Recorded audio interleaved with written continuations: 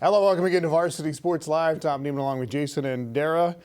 We did have some live football in North Dakota tonight. Jody Norstead is standing by with the highlights of the 3A playoffs up there.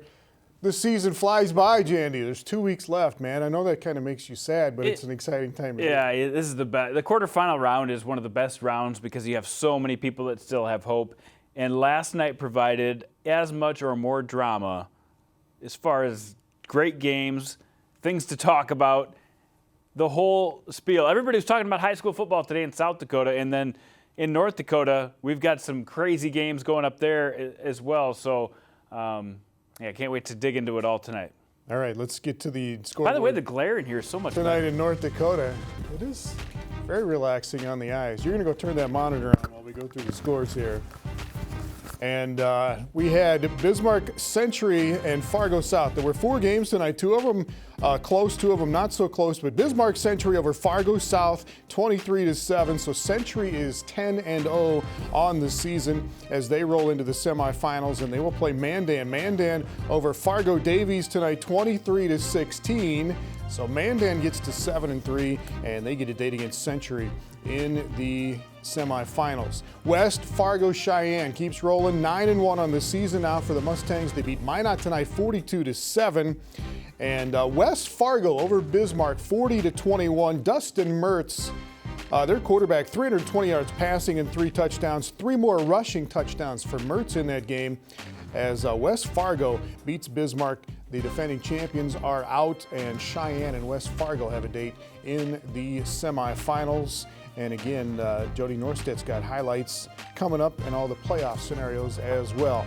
South Dakota, Jandy, on Thursday night, big school. Here we go. Roosevelt over Watertown, 49-14. We'll take a look at that game. Lincoln upset by Washington, 21-6. So Lincoln finishes a great year, 8-2, but they bow out earlier than they would have wanted.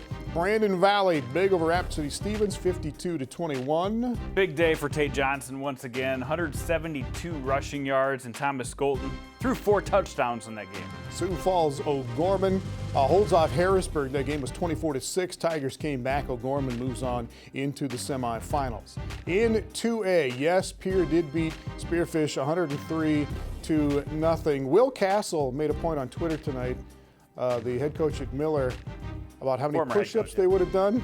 Former head coach, I figured out 837 push-ups. After every score, they did the total. For the PIERRE cheerleaders. Yeah, this is the topic of conversation everybody in the state is talking about. In fact, the nation, they see something like that.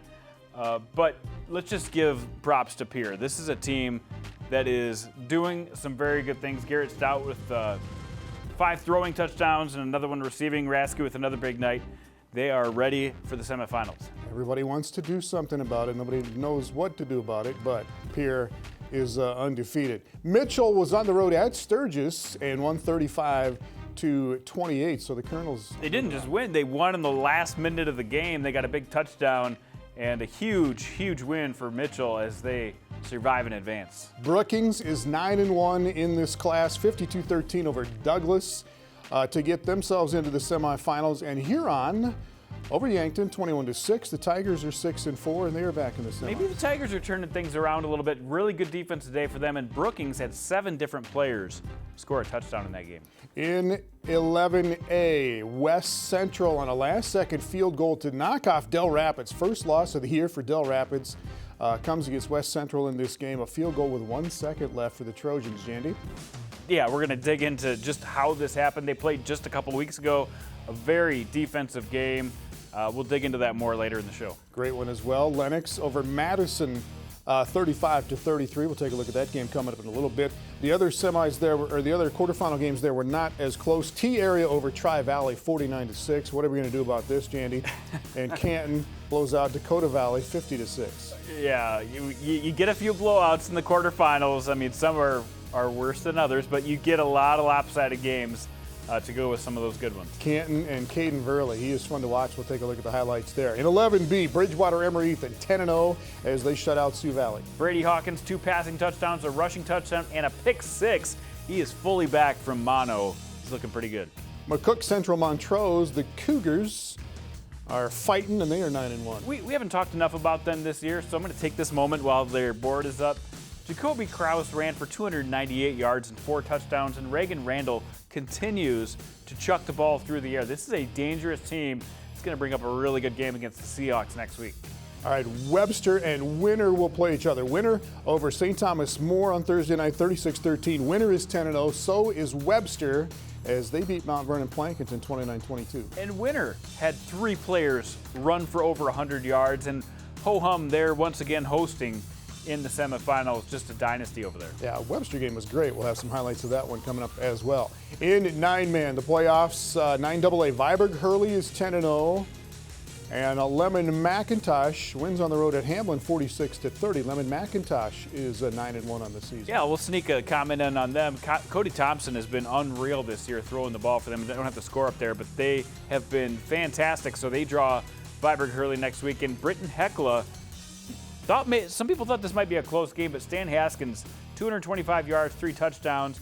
And how about Wyatt Bray with 4 sacks in that game? That is in 9A, by the way, Britton Heckla.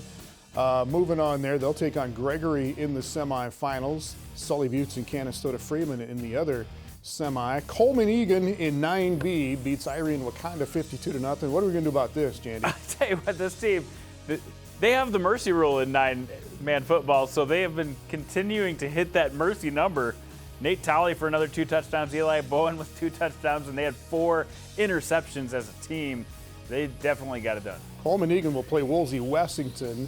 And on the other side of the bracket, Harding County beat Kadoka, and Herreid Selby, this is their second upset in a row in the playoffs as the lower seed wins again in a game against Del Rapids St. Mary's. Really good highlights of this game coming up as well.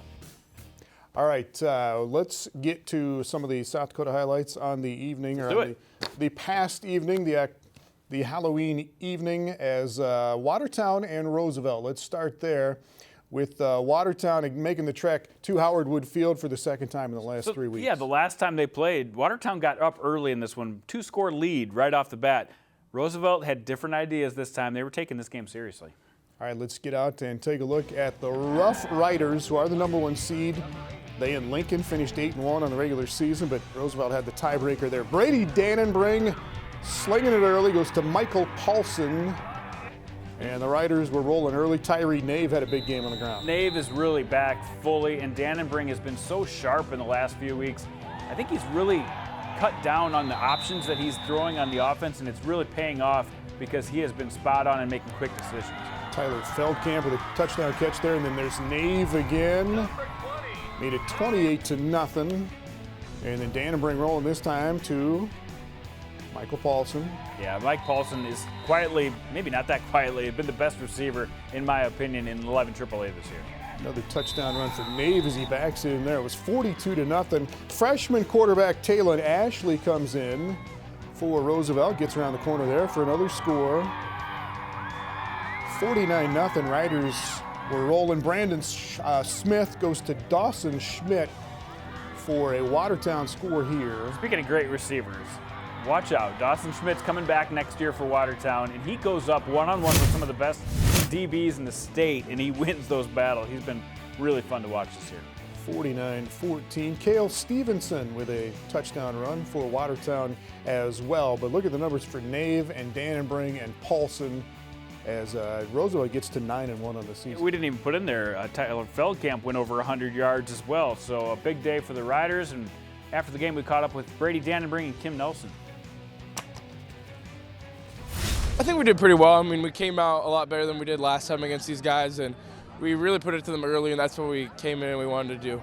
Just watch a lot of film and just prepare ourselves mentally for a really big game, and just keep on getting better throughout the whole week and preparing ourselves for next week. Pretty happy. We came out and played well right from the beginning. Scored the first 3 times we had the ball, so I really wanted us to get off to a fast start. Brady threw the ball really well. I thought Mike and Tyler especially made some big plays on the receiving end, so pretty happy with the way we started. You know, we've been playing some teams the last month that have had tough years and games where we've been favored in all the time. Now we got to realize these next teams that are coming up are just as good or better than we are, and we got to play a better game than we did today. Roosevelt will get O'Gorman in the semis now. And you've talked all year about Roosevelt being the most talented team in the state. And you sticking by that? That's a really good point by Kim Nelson. They looked really good over the last month. Well, the competition has gone down a little bit. They had the toughest competition early in the year.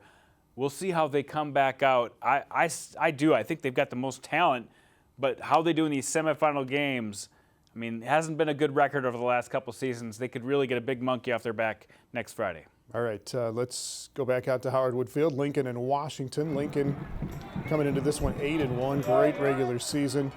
They beat Washington 37-14 in the third week of the season, and Tommy Thompson to Logan Needles to get Lincoln in the lead early. Yeah, Tommy Thompson's been playing as well as any quarterback in this class all season, but look at this receiver. This sophomore, Josh Piper, has been awesome. Great catch there. Max Thompson is the QB for Washington. This is another great catch by Tyus Hansen, and Washington's got a 14-6 lead. Tommy Thompson, by the way, got knocked out of this game for Lincoln. They had to go to Ty Schaefer, their backup quarterback. Freddie Frederick picks this off at the 6-yard line, takes it back the other way. So at this point, about 3 minutes left in the game, the Pats had put a nice little drive together. They got called back on a penalty, on a holding penalty, and they were forced to throw deep. And Ty Schaefer hadn't thrown a deep ball yet. Whether it was a bad read or a bad route, you just felt bad for the seniors of Lincoln because they realized after that pick six that they weren't going to play next week. Yeah, that's a disappointing end to what was a really great season for Sioux Falls Lincoln. But hand it to Washington. You see, they're 4-6 on the season now. Heavy load on the ground for Michael Johnson, 36 carries. And this is just a really big win as they've got Brandon Valley coming up now in the semi. Yeah, and right after the game, I heard Chad Statham say he was waiting for something big to happen on the sideline. Here's what he had to say. They got down here and they were doing the empty stuff, and I looked at the kids. I go, back up, back up. I don't want a side leg warning. Something big's about to happen. And the kids were like, and I was like, back up. So, and it was 2 plays later, we had a pick six. It was the coaches. They came up with the defensive scheme. They knew what the offense likes to do, basically in the slot open. So they made a plan. They were like, you're gonna just run this coverage, run this blitz, and everything, and we could shut them down. I was just at the right spot at the right time, made a play, took it to the house. We believed in them, and we just said we got to get it all together. And we've been literally practicing better and better and better. And Roosevelt took it to us last week, and that was probably the best thing that happened to us because we saw now that's a physical football team. We got to raise our level to that, and I think it showed tonight. Our guys kind of picked it up, and I'm very proud of them. Enjoy it. Celebrate the Coach Statham had a feeling, huh? He had a feeling, and he got everybody ready. And you know what? That's infectious too. And this team, when you stay with their core principles, which he said that they've done, it shows. And they've won 12 out of their last 13 playoff games, Tom. I mean, we forget. Maybe we don't forget. This is a team that's used to winning at this time of the year. Yeah, they will get Brandon Valley now in the semis. Brandon beat them 28-7 during the year, but Washington playing right at the right time of year with the win over Lincoln. Harrisburg was at Sioux Falls O'Gorman on Thursday night.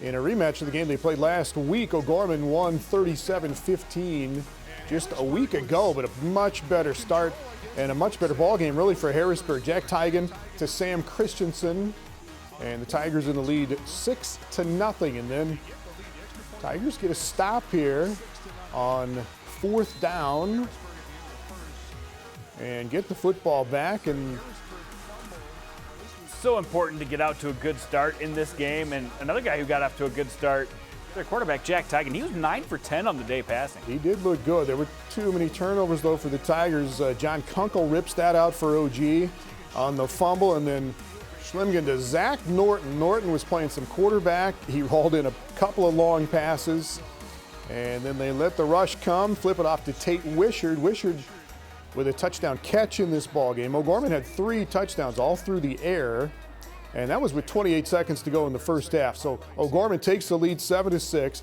Second half here, Connor Pavelko did a little bit of everything for O'Gorman. Yeah, how about this kid? Just a junior. He's been playing more and more on offense and defense, catching some balls, getting some picks. He also hit a 41-yard field goal. So after the Pavelko interception, Tip Ryman with the touchdown grab there. O'Gorman takes a 14-6 lead. They're up 17-6, and then Norton at quarterback just flips it to Pavelko. This goes more than 100 yards. It's officially a 96-yard touchdown catch and run for Pavelko. A back breaker right there, but Harrisburg didn't take it lying down. They took this and then they turned the game around. Yeah, that made it 24-6. Tigers did score twice in the last 6.5 minutes of the game. Clayton with a touchdown here. They got it back. They went down the field behind Jacob Knuth. Tigan finished it off with a touchdown run, and the Tigers did get close, but O'Gorman runs it out. 24-20 is the final, so the Knights get to 8-2, and they've got a date with Roosevelt in the semifinals. And after the game, Jason Poppinga talked about how they got this done. Obviously last week, they turned the ball over 3 times early and we capitalized and the game got out of hand. But, as you saw tonight, they're a big physical team with, great athletes in space. The quarterback throws the ball really well and, and they put us in a lot of binds. And offensively, we were just able to capitalize enough. And, we had the one bad drive where we had the 3 penalties, that kept coming up on us where we, shot ourselves in the foot. But, you got to give a lot of credit to Harrisburg. They came out and played a really good game tonight. You also have to give a lot of credit to the Knights. They have played much better these last couple of weeks, and they look like a legitimate contender like they did earlier in the season. The semis are always great in this class, and we'll get O'Gorman and Roosevelt. O'Gorman, the only team to beat Roosevelt so far this season, and then Washington and Brandon Valley on the other side. And the O'Gorman Roosevelt game is live right here on Midco Sports Network, so tune in next week if you can't make it out to the Wood. Yeah, next Friday evening. All right. In 11A, Jandy, let's go to Dell Rapids. Taking on West Central, the 1 seed Dell Rapids, 9-0 coming into this game. They beat West Central 14-0 during the regular season, but they were without Colin Rentz, their regular quarterback. So sophomore Austin Henry is in there. Goes to Logan Ellingson, who's made lots of really good catches all year. It was the Logan Ellingson show early. He bailed him out a couple times, but Zerpel was running the ball well. Freshman quarterback for West Central. Zerpel goes in there, and then Zerpel on another keeper. He got the touchdowns, but Cooper Morris was the one who got them down the field to score those 2 drives. So West Central in the lead, but Dell Rapids will come back and tie it right here on a run by Logan Stone. Yeah, and then the drama we didn't get on camera was the field goal. West Central drove down the field in the last minutes of the game and trusted their kicker, Derek Eidsness, to hit a 30-yarder as time expired with, I think, 1.7 seconds left. And Dell Rapids, 9-0 coming into this game. Yeah. They'd won a lot of close games during the year. They'd won 4 games by 1 point during the year, but still, the top seed goes down, and what a win for West Central. What a win. And, usually an 8-1 is a huge upset, but I think everybody we talked to in 11A has said anybody can beat anybody in any of these seeds, and, well, it showed that it can happen. All right, West Central moving on. They will take on Lennox because Lennox was at home taking on Madison. Both these teams 5-4 coming into this game, Jandy. They played a close game a couple of weeks ago. Yeah, the way they played a couple of weeks ago, Lennox was down by 2 scores twice in the game and came back both times, and then they get started earlier with Peyton Ike on a touchdown catch. Josh Arlt slinging it, Ike catching it there, the mini flex. Lennox up 13-0, and then Madison comes back. Tyler Tappy to Chris Reese. Reese has been a key on this team the last couple of weeks without a full Trey Smith, and he barrels in for one there. Lennox again, Arlt to Brandon Fodness. Orioles up 19-7. Madison right back at him. Tappy to Carter Bergheim across the middle. 19-13 Lennox lead at halftime. And then this game was nuts in the second half, especially in the fourth quarter.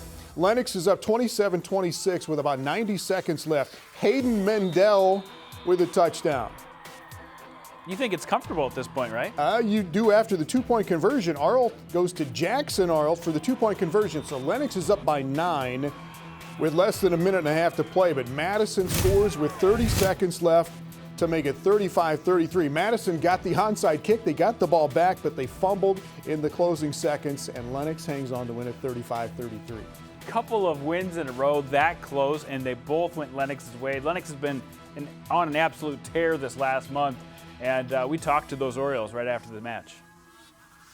A lot. This game was a big game for us, obviously, because we got to keep on going on. But yeah, I'm excited. All week long, we knew it was going to come down to a 48-minute football game, and we talked repeatedly during the game, and throughout the week that it's not about how many guys deliver blows, but how you handle adversity and how you come back from it. And tonight, we made a play. We had a sophomore step up and have a strip tackle and got the ball back. I mean, it's a full team game. I couldn't be prouder for these guys right now. We hadn't been talking about Lennox at all in 11A. We're talking about all these other contenders, 3 weeks ago, and now all of a sudden they've got a home game to get to the championship next week. Lennox hosting West Central in one side of the 11A bracket. On the other side, it'll be Canton. Canton at home against Dakota Valley on Thursday night, and they didn't play each other during the regular season. Caden Verley, though, look at that little Patrick Mahomes move to Shaden Scheit. Yeah, he literally will pass it, run it, catch it. Seth Peterson played quarterback most of the time, but Caden Verley got back there a couple times. Yeah, Verley dancing here, and this time, though, he's picked off on a great play by Caden Martin for Dakota Valley. But there would be plenty more Canton offense from that point. Scheit will emerge, coming out here and gets to the sideline. Does he stay in bounds here is the question. And look at this. Of course he does. I still can't believe he stayed in bounds. Even with the yellow pants on the blue shirts. What is that thing? That's the unicorn. They believe. Little pony? All right. Dakota Valley fumble. I think Verley recovers this as well for Canton. 9 comes out of there with the football, and then they get a little tricky after that. As you said, Seth Peterson at quarterback. A little throwback screen to Caden Verley, who gets some really good blocks downfield right there. And Canton, after it's close early, they rolled 50-6 in this one. Canton lost its first 2 games of the year, Jandy. They've won 8 in a row since then. They've won 8 in a row, and they've played some serious defense week after week. And this is pretty convincing. I think if I'm T, I'm going to adjust my game plan a little bit from when they played back in August. It'll be Canton and T area in the semifinals. West Central and Lennox in the other one in Class 11A. 11B, Jason. Second round games. You had Mount Vernon Plankinton at Webster area. MVP got up early in this one. There's a touchdown from Jesse Hastings. He's gone over 5,000 career yards now. Tied at 22. Kobe Reitz for Webster. And the Bearcats are up by 7 with 2 minutes left. Yeah, 2 minutes left, up by 7. They got to play some defense here. We took the web stream off here, off the Bearcats, and we don't see the interception, but trust me, there's a tip drill here, and Webster comes up with the pick. That seals the game, and Webster, undefeated on the year. Everybody's talking about Mount Vernon Plankinton's defense. Well, how about Webster pulling off an undefeated season after coming from 9-man football last year? A great job by those seniors. Yeah, Cats are 10-0. Big numbers again for Jesse Hastings, one of the best players in the state for the Titans. By the way, he had an ankle sprain toward the end of that game. It was pretty much even throughout the game, but when he went out, there was a definite error that was sucked out of MVP, and Webster definitely capitalized. Webster moving on, and they will take on unbeaten winner, battle of unbeatens there, in the 11B semifinals. We got some 9-man highlights as well, Jandy, and 9-man is fine man. Our man Christian Begman was in Dell St. Mary taking on Herreid Selby. Connor Libas to Eli Longville. That's been a great connection all year. And then Libas with the touchdown run, and St. Mary up early. He's so hard to see. 3 touchdowns running on the day for Connor. Wade Begeman, look at this tough run. There were a lot of tough runs in this game. And Begeman gets in there, so ties it up early. There's the Begemans. And then Libas to Weston Garrett's. They hooked up a couple of times. St. Mary is in the lead 16-6, but Clayton Randall, this guy, gets outside. He gets enough carries. He's going to get over 200 yards, and that's what he did in this game. He got enough carries, and he just wears you down. They drag him out there, but he gets the touchdown run at the end of that. So Herreid Selby will take the lead here. Trey Saylor, another tough run, and the Wolverines are in the lead 20-16. And then Begeman to Clayton Randall, who can catch it as well. That's a nice play. He stays in the pocket so strong there, buys enough time to find his man Randall. Wolverines up 26-16. Cards come right back at him. Libas to Garrett's again to tighten things up. Wolverines answer back. Randall, a rambling touchdown run here. So it's 32-24 in the third quarter. But never got comfortable. No. That is the last touchdown. Levis scored. It was 32-32, but Randall hits the pylon there, and 48-38 is the final. And as you said, the carries for Clayton Randall the second, 34 times for over 200 yards. Yeah, this guy, you know, last week he told us anytime, anywhere, any place, we'll play anybody. He said that as they got the road win against Langford. Well, I think they carried that theme through this week as we talked to him after the game. The game plan was just keep power, keep pounding it to them. Our O-line does a great job. They win the line, they get on backers, they create holes for us, and then we can just pound it up. And we get to push 2-3 yards before getting touched, and that's a big difference. When we started the playoffs, our kids knew it was probably going to be 3 games on the road. We kind of developed this mentality that we'll play anybody, anytime, any place, anywhere. First week was Langford. This week is here. For these kids, it doesn't matter where we have to go next week. They're going to be geared up and ready to go. We're past the point of being satisfied being a playoff team. These guys can taste it now. They want to take one more step. All right, they will go to Hardin County coming up next week. And Dell Rapids St. Mary, a wonderful season for those guys. They played so well, and I've got nothing but respect for them. But I really did feel like this Herreid Selby team they're on a mission, and I picked them to win. I didn't pick them against Langford, but I think they're on a roll right now. I think they're going to give Hardin County some trouble next week. I can't wait for my shirt. Thank you, Clayton. All right, yeah, that's the second upset in a row. Herreid Selby will be at Hardin County in the 9B semifinals. We'll take a look at all the brackets coming up in a bit. When we come back, up to Jody Norstedt for the night in North Dakota.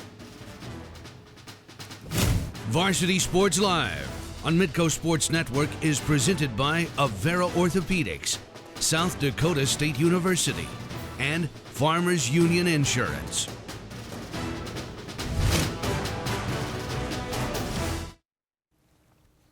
Welcome back to Varsity Sports Live. Let's get up to North Dakota, and they had some live football games tonight in the big school playoffs. Jody Norstedt is standing by. A couple really good games up there tonight, Jode. Where's your eye black, Jody? What's that? Where's your eye black? You didn't get the memo? Yeah, you guys never told me anything about this, which is, you know, nothing new. We sent you a memo. You don't tell me to turn my mic on sometimes. We sent you a memo, Jody. Still have it on. All right. Whatever. Take us away. Let's show you what we got here. The early game in the quarterfinals, part of that doubleheader out in Bismarck. Century and South was the late game. Bismarck High and West Fargo took center stage in that early kickoff at 4:30. The last 2 state champions guys meeting head-to-head, West Fargo and Bismarck, and that turned out to be quite the game. West Fargo head coach Jay Gibson has won 6 state titles. Demons head coach Mark Gibson has won 6 state titles. Let's see who won this game. 2 teams that started the year pretty slow but fought back to earn playoff spots. Starting the first, Packers on the board, marching down. Dustin Mertz to Carter Barroncott. Packers lead at 6-0. Still in the first after a Demons 3-and-out. The Packers strike again. Mertz throwing it high into the air. Barroncott again. 13-0. How about those Packers airing it out? Same score in the second as the Demons strike now. Isaiah Hughes. Boy, Hughes has been terrific here in the latter stage of the season. Demons only down 6. Packers respond. Mertz goes to the air again. No fear. Carson Hagerly, a really good wide receiver, pack up 20-7. West Fargo now up 27-7 when the Demons strike again. This is actually Mertz with the run, and Mertz gets across, but now Cade Rolfe sneaks it in for the touchdown. That makes it 27-14 West Fargo, with the Packers take the momentum back right before halftime. 4th and goal from the 1. Mertz sneaks it in for the touchdown. 33-14 Packers at halftime. Bismarck gets back into it on its opening drive of the second half. Rolls finds Nicholas Hins on the middle screen. 30 yards to pay dirt. Hins has been one of the top playmakers for that team. Cuts it to a 12-point game. West Fargo seals it though. Mertz, boy, what a highlight for Mr. Mertz. He runs it into the end zone, his 3rd rushing touchdown of the game. The Packers cruise to a 40-21 upset victories, and the Packers are into the Final Four. How about that? So will we see Packers Mustangs for a trip to the Dakota Bowl next week? Let's take a look at these highlights. East top seed Cheyenne taking the field against Minot. The Mustangs have had a history of struggling in the postseason. 1-3 in their last 4 playoff games. They don't want to hear it. Will they put those ghosts behind them and beat the Magi for a second time this year?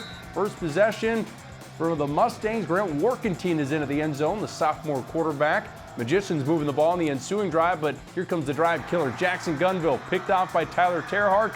You could argue he's the most valuable player in the conference this year. Terhark with a big return.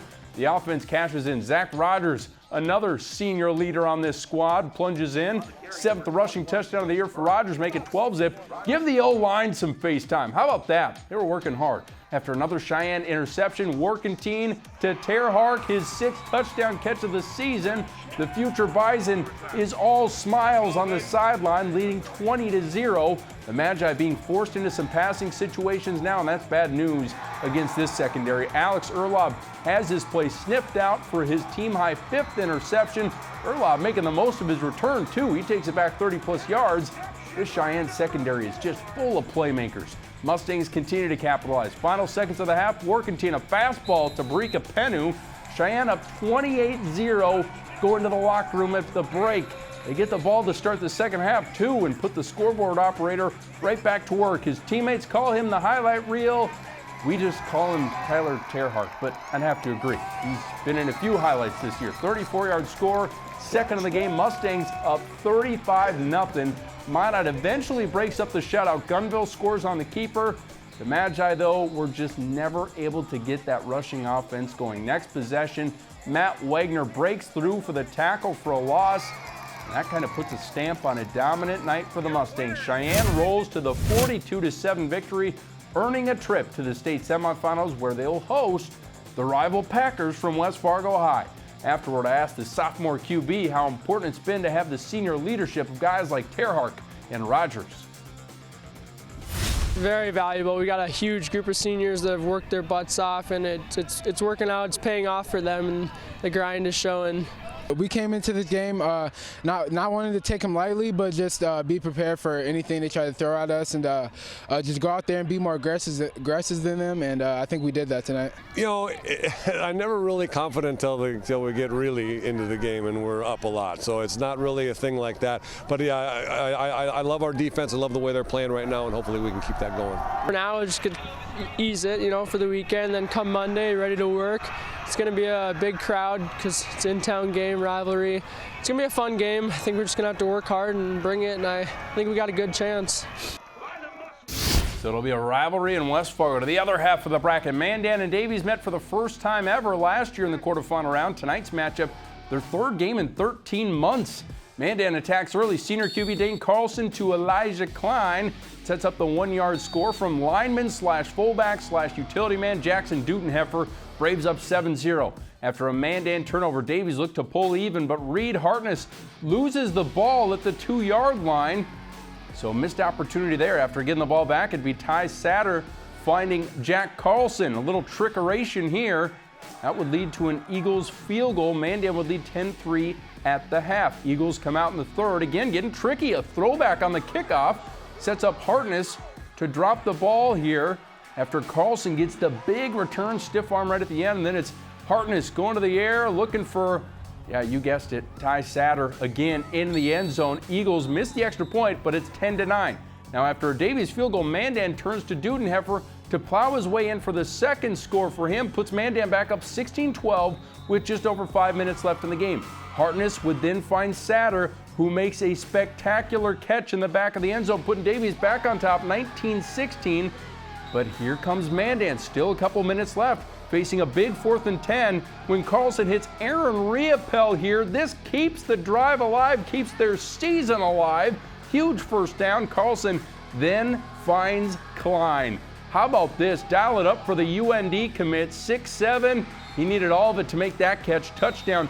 And Mandan goes back in front. It all comes down to this. 4th down for Davies, and the Braves defense fought hard the whole game, and they shut down Hartness on the 4th and short to seal it up. Jackson Dudenheffer, the rest of that defense, Klein Connect. It's a 23-19 victory for the Mandan Braves. Dudenheffer with a couple of touchdown runs. They get a field goal, a couple of field goals for Davies, but Mandan is moving on. Afterward, we talked to a pretty pumped up Dane Carlson, the quarterback for the Braves. We've always been a good team in the 2-minute. We spread it out, and I feel like my guys all around the board, every single one of them can beat anybody from any other team. Yes, sir. And I mean, man, it just feels good knowing I can throw it up there, and those guys are gonna make a play on it most times than not. We dominate. We felt dominant the whole game, and we weren't gonna let our season come down to that last drive and stuff. We were keep our dominance in that last drive and just keep pushing every play, and it's just all heart for this team. That's all I can say. I don't think there's a kid that stepped on the field that didn't contribute in some positive way tonight. And we've been talking about it all week, and we got 60 kids that get on a bus, and we're 60 person family, and we're all rooting for each other and all cheering for each other every play. So who will Mandan play? The late game out west, featuring the Goliath of AAA, undefeated Century hosting South, an absolute wild card in this tournament. The Patriots look perfect on their opening drive. Cade Feeney rolls out, takes a hit, but right on the money to Skylar Reedinger, 7-0. Patriots led 10-0 at the half. Let's go to the third. Century with 4th and 10 and going for it. Feeney buying time. What's new? Back over the middle to Cody Sorensen, and that'll keep the chains moving. That would lead to this. Feeney gonna hand it off to Cade Garcia, who has been so good this year. 17-0 Century. Garcia's pumped up. The Bruins finally score in the third quarter. Hand off to Sibomana Enoch. That makes it 17-7, so it's getting interesting. But Garcia ends any hopes of a South comeback. He muscles his way in from a yard out. 2 touchdowns for him. Century rolls into the semifinals with a perfect record after a 23-7 victory. They will take on Mandan, a team, of course, that they beat in the regular season. So we have Century against Mandan. An all-West semifinal out there. They'll play that one at the Bowl. And then an all-West Fargo showdown in the East. The Packers and the Mustangs rivalry at Cheyenne's house. That should be fun come next Friday night. Well, we have all the playoff games that are happening tomorrow to break down. We'll do that next, coming up on Varsity Sports Live. Varsity Sports Live on Midco Sports Network is presented by Avera Orthopedics, South Dakota State University, and Farmers Union Insurance.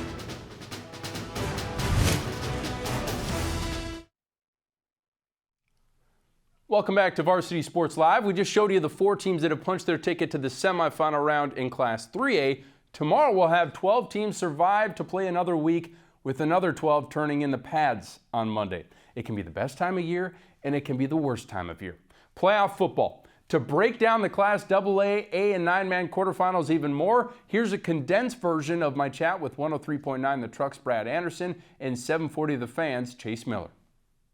West Region champ Beulah hosts Devils Lake, Valley City hosts Hazen, top-ranked Hillsborough Central Valley gets Turtle Mountain, and Kindred travels to St. Mary's. What has your attention in Class 2A, Chase? You kind of said the Firebirds and the Miners. The Miners, I think, are a heavy favorite in this game, but you look at what Devils Lake's been able to do so far this year, Jody, and they lost by a point in overtime at Hillsborough Central Valley. They played a 1-score game with the Valley City Highlanders. The question is for Devils Lake, do they have enough offense against that Miners defense? Can they score 20 points with that single wing T Jim Dooley-led offense that I call a Miner package? And Beulah, they've been here before. I mean, 2015 state champs in Class AA. They know what it takes to make a run here in November to the Fargo Dome. But I'm looking at this Devils Lake team. If they can score enough points, that can make it a really fun quarterfinal round matchup.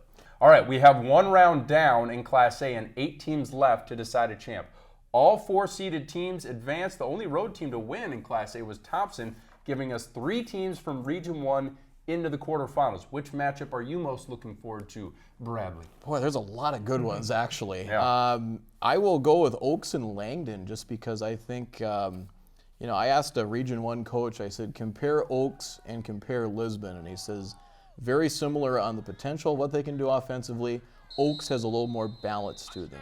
They could throw the ball a little bit more, and where a lot of things with Lisbon is predicated on Schultz and Sowers with a little bit of Dawson Peril on a counter play or something on the outside.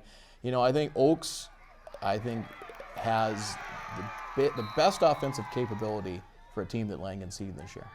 And I think defensively, they forced a bunch of turnovers last week in the second half against Rugby. If there's a team to this point that could maybe go up there and win, it might be the Tornadoes. And we've seen the strength of Region 1. Just look at all the teams that are still alive.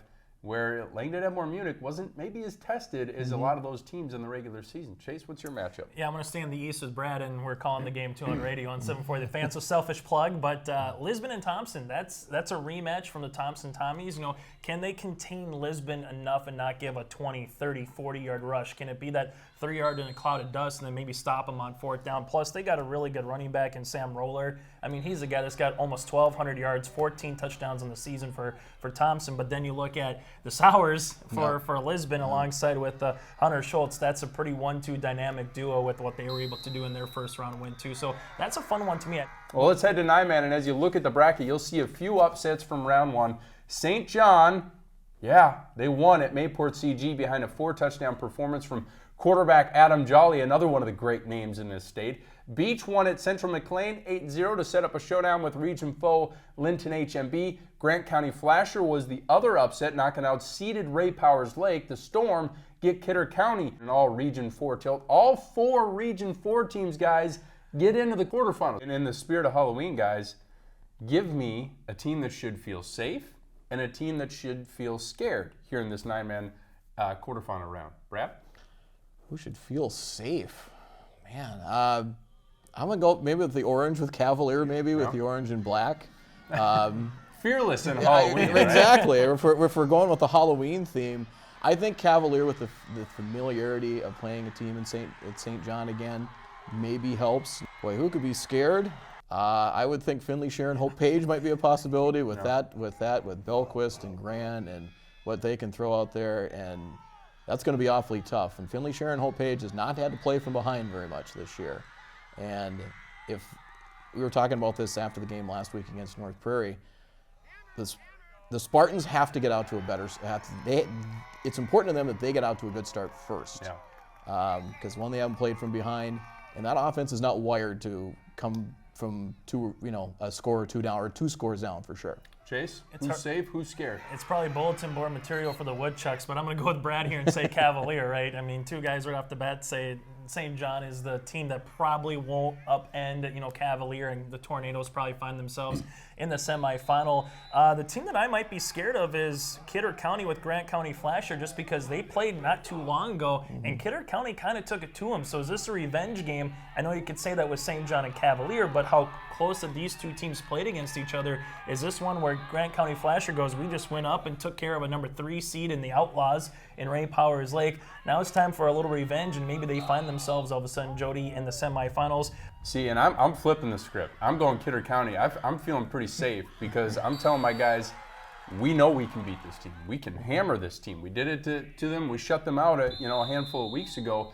The weather conditions were a little tricky that night, but I think this Kidder County team, with the guys that it has in the backfield, Hager and Harders, that they have some dudes, and I think Kidder County is going to feel pretty safe taking on a region foe, an opponent that they're familiar with. I know you can use that both ways, but I just think Kidder County can feel pretty safe right now. The scared team, I agree with Brad.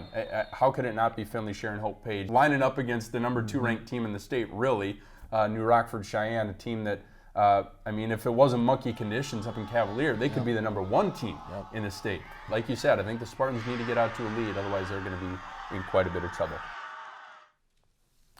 Well, guys, it's all set up. We got a big day tomorrow. We'll find out who the rest of our semifinalists are for next week. But right now, tonight, the big winners, West Fargo on that bus coming back from the capital city has to be pretty pumped up. Mandan going the other way. Maybe they'll high-five each other along the way. But 2 big wins by road teams tonight in 3A. In West Fargo, they lost to Cheyenne 21-6 in the regular season. I expect that atmosphere to be electric. It might be cold, but they had to bring out portable bleachers for the regular season game. This game, with a trip to the Dakota Bowl on the line, are you kidding me? Should be a lot of fun. All right. Appreciate it, Jody. Have a good Saturday, bud. Yeah, you bet, guys. See ya.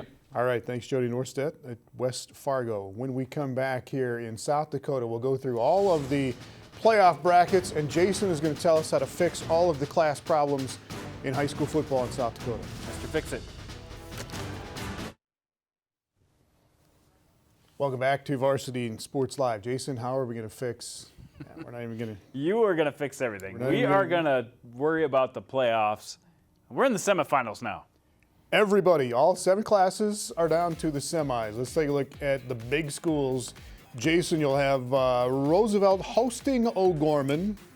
And the only loss Roosevelt has this year is to Sioux Falls O'Gorman. How about this? A couple of really fun rematches. This is the game that O'Gorman got a big lead. Roosevelt came back at the end, but O'Gorman held them off. The only loss of the year for Roosevelt. And on the other matchup, we've got Washington taking on Brandon Valley. They've got a little history, too. They played last year in the state title game, and I think Brandon Valley, they've got a team constructed to maybe do that again this year. And we've got the upstart Washington Warriors trying to get in their way. Yeah, this was early on in the season, but Brandon Valley did beat Washington 28-7. And they will play on Friday. And then, as you said, in the other matchup, Roosevelt, that was a 27-20 game. O'Gorman beat Roosevelt, but Brandon Valley, Washington on the other side of that bracket should be good on Friday night. In 11AA, Jandy Pants, you'll have Mitchell at PIERRE. And that was not a close game the first time around. Huron and Brookings on the other side. Brookings beat Huron 40-0 in the first game of the season this year, but we expect that to maybe be a little tighter in that Brookings-Huron game. Those two teams have both changed, and Brookings, they really didn't play that well at the beginning of last week's game against Douglas. They really picked it up in the second half. And Huron, on the other hand, they put together a really solid defensive performance. It's going to be fun to watch Carter Idem go up against Cade McNeil of Huron. One of the best games on the slate. Brookings, as you see, they've been playing all their home games at Dana J. Dykehouse Stadium. They're the home of South Dakota State, and that will be the home of the high school championships this year as well. So Brookings will go into this game 8-1, 9-1 on the season, as they will host Huron on Friday night in a rematch of a regular season game, and Mitchell and PIERRE on the other side in 11AA. 11A, meanwhile, Jason. Oh, this is the best. West Central and Lennox did not play each other during the regular season. That should be good. West Central coming off the upset of Dell Rapids in the opening round. And then T-Area and Canton. T-Area beat Canton 21-14 in the first game of the regular season. That's the game I want to talk about, because T-Area has come in and played so well this year. Been number one throughout the season until they lost late to Dell Rapids. Canton, on the other hand, they have come on super strong. Like you said, they lost their first two. Everybody kind of forgot about them. But this is one of those games they lost right at the beginning of the season. And if it wasn't for a muffed punt, Canton might have won this game too. So, I don't know. Canton's playing as well as anybody in the class right now. Canton rolled in that first round over Dakota Valley 50-6. But yeah, this was a really close game. Again, T-Area beat Canton 21-14 in that regular season matchup, and it'll be West Central and Lennox on the other side of the bracket in 11A. 11B, Jandy Pants, McCook Central Montrose taking on Bridgewater Emory Ethan. They played during the regular season, and it was a 57-35 game between those two teams, as Bridgewater won that one. And then on the other side, Webster and Winter. Yeah, there's a look at that first time around that Bridgewater Emory Ethan took on McCook Central Montrose. There's going to be some points. There's some playmakers. Brady Hawkins had a huge game in that game for Bridgewater Emory Ethan, but I would be worried about Jacoby Krause. This kid is an absolute hammer in the backfield. And then Winter just keeps on rolling. They are undefeated. They're taking on an undefeated Webster team. It's going to be tough to shut down as many weapons as Winter has, though. But Webster's been up to every test so far this year. Winter, wasn't that long ago, they won back-to-back state championships when Kurlikowski and those guys were there. And Winter at 10-0 will host Webster 10-0 coming up on Friday in the semifinals in 11B. 9-man, Jason, 9AA, you got Lemon McIntosh taking on Viborg Hurley. Viborg Hurley is 10-0, and then Dual and Bonham both 9-1 on the other side. Not a lot of people know about Lemon McIntosh. They love to wing the football around, and they've got a junior quarterback named Cody Thompson who's thrown over 2,000 yards. He had a great quarterfinal game to help them over Hamlin. And then Bonham, they look like they've maybe regrouped a little bit. Huge win over Parkston in the first round, and then another shutout over Jones County White River. They've got their hands full, though, against a dual team that plays defense as well as anybody in the class. All right, and let's go to 9A. It's kind of fun. Get to these semifinal games. They haven't played each other during the year. Brett and Hecla taking on Gregory. Gregory's only loss of the year is to Bonham. And then you got Sully Buttes is 10-0 on the other side, taking on Canastota Freeman. Quick note on the Sully Buttes, that 22-14 win in the quarterfinals over Warner. doesn't look that dominating. They felt like they played better than that score, even though Warner showed up. Definitely played it tough.